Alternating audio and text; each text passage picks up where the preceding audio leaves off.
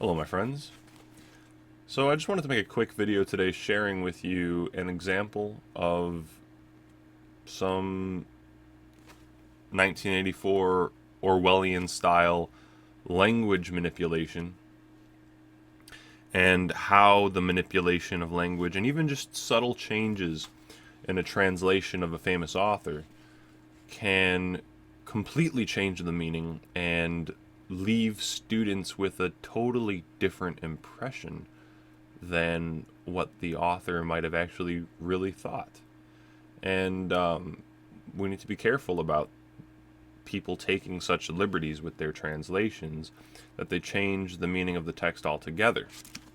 And this, I think, is the case with this version of Aristotle's selections. I don't think it's his entire bibliography, but it's a good amount of it. And this is the book that we were required to purchase for my Aristotle class this semester. Translated by Terence Irwin and Gail Fine. And so I just want to read to you the sentence that I believe is horribly doctored and deceptive. And then I'll read to you 3 other translations that I found online that show just how altered this sentence is and how completely off base, and really how this is just stripping Aristotle of what he actually thought. So look, with regards to friendship, he's talking about friendship.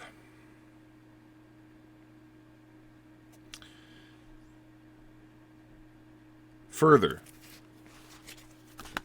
a parent would seem to have a natural friendship for a child, and a child for a parent, not only among human beings, but also among birds and most kinds of animals. Members of the same race, and human beings most of all, have a natural friendship for each other. That is why we praise friends of humanity. And when I read this, I thought, friends of humanity? It doesn't sound like something Aristotle would say. That sounds like a really modern concept that probably doesn't accurately reflect what Aristotle's saying. Because if you take this sentence, really what it seems to be saying here, I'll type it out so you can read along with me. This is the Irwin translation.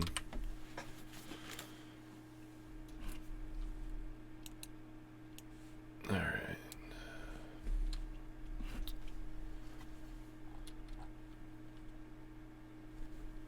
Irwin translation is this. Okay. Members of the same race and human beings, most of all, have a natural friendship for each other.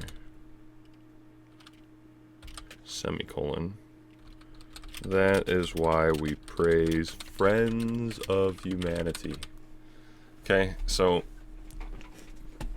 this is the version we were assigned to read in university class. But I looked up a couple other translations here, and let's check the one out here on the Classics MIT, which is a great compendium of old classic texts. And this was translated by W.D. Ross. It's the same section, Book 8, the beginning of the book on friendship. And what he says is, again, parent seems by nature to feel it for offspring and offspring for parent, not only among men, but among birds and among most animals. It is felt mutually by members of the same race, and especially men, whence we praise lovers of their fellow men. Now let's just compare these two. The one by W.D. Ross.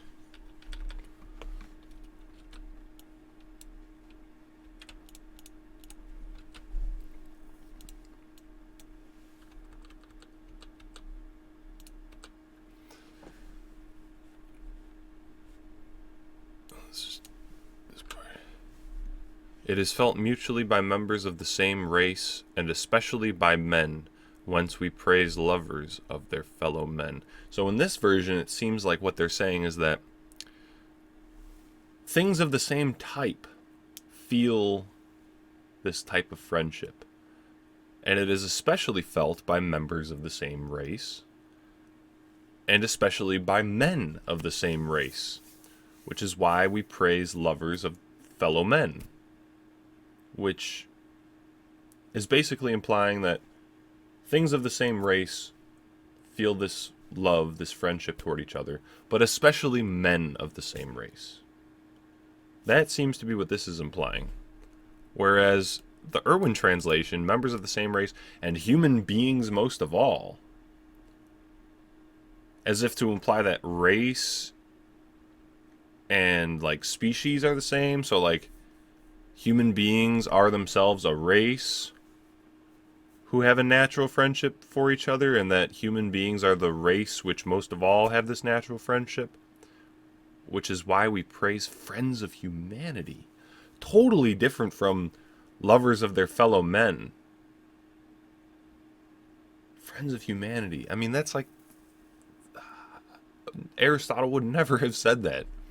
Changes the meaning completely. It makes it this like universal brotherhood, hippie, neo-Marxist, globalist, progressive bullshit that I don't like. But to be fair, I went and checked another translation. This one's from Gutenberg. This one was... I can't remember the name, but it doesn't really matter. This is on Gutenberg. You could find the URL. Book 8 again. Where is it? Here we go. It seems to be implanted in us by nature. Friendship seems to be implanted in us by nature. As, for instance, in the parent toward the offspring and the offspring toward the parent. Not merely in the human species, but likewise in birds and most animals. And in those of the same tribe toward one another, and especially in men of the same nation. For which reason we commend those men who love their fellows.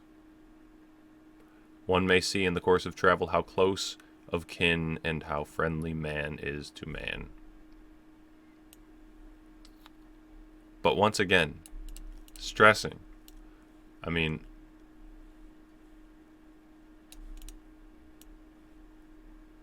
those in the same tribe toward one another. Let's compare this.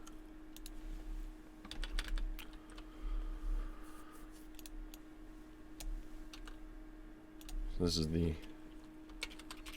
Gutenberg version.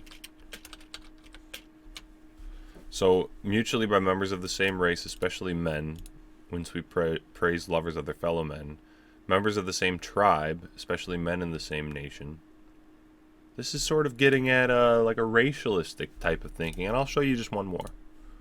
One more. This was on St. Mary's University website. Love seems to be implanted by nature in the parent toward the offspring and the offspring toward the parent, not only among men but also among birds and most animals, and in those of the same race toward one another, especially men, for which reason we commend those who love their fellow men. Once again, we have Aristotle recognizing that there is philia among people of the same race, among the same tribe, among the same nation, and that this is like a natural thing. It's implanted in the same way that the philia, the friendship, the love, is implanted between parent and offspring. It's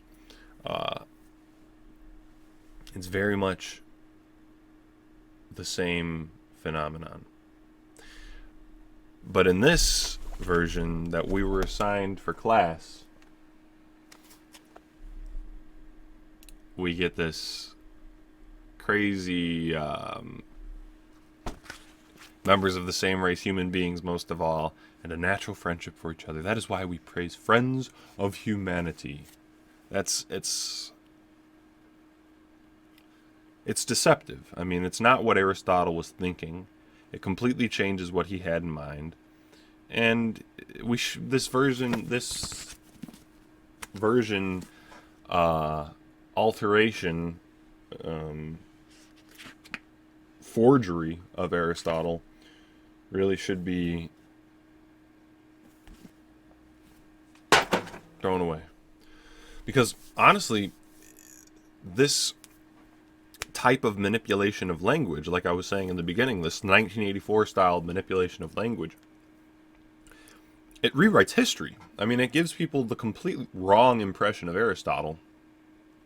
It strips Aristotle of his genuinely racial thinking. Aristotle was no anti-racist. He was no Antifa. He was 100% aware of racial differences, of differences between tribes, of nations, and how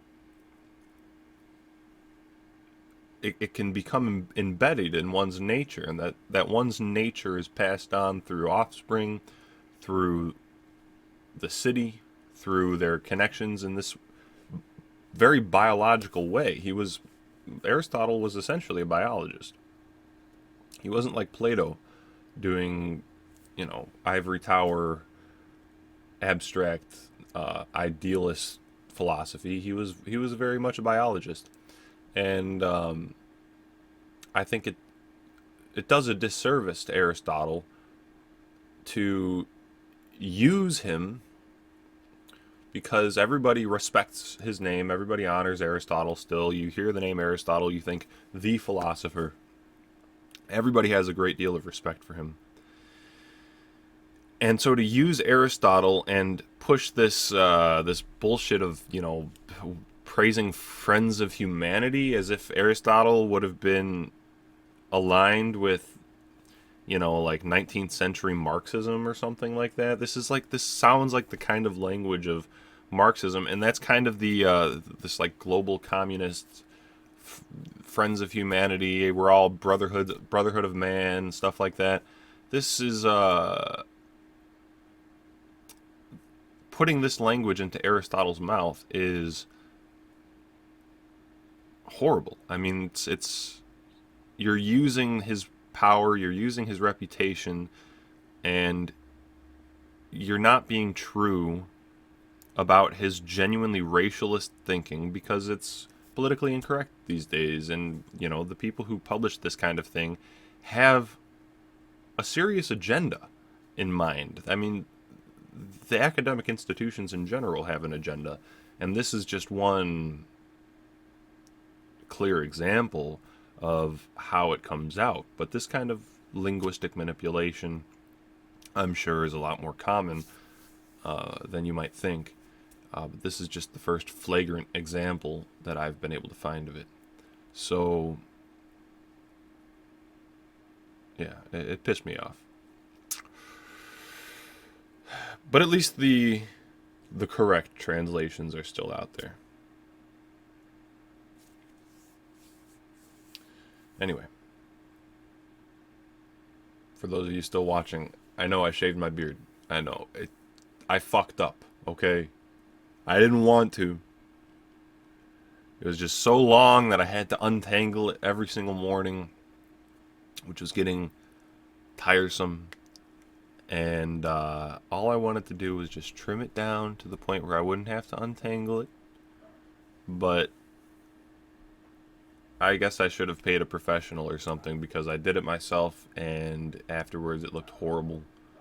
It was just all uneven. There were patches and stuff. I don't know. I don't know what I was doing.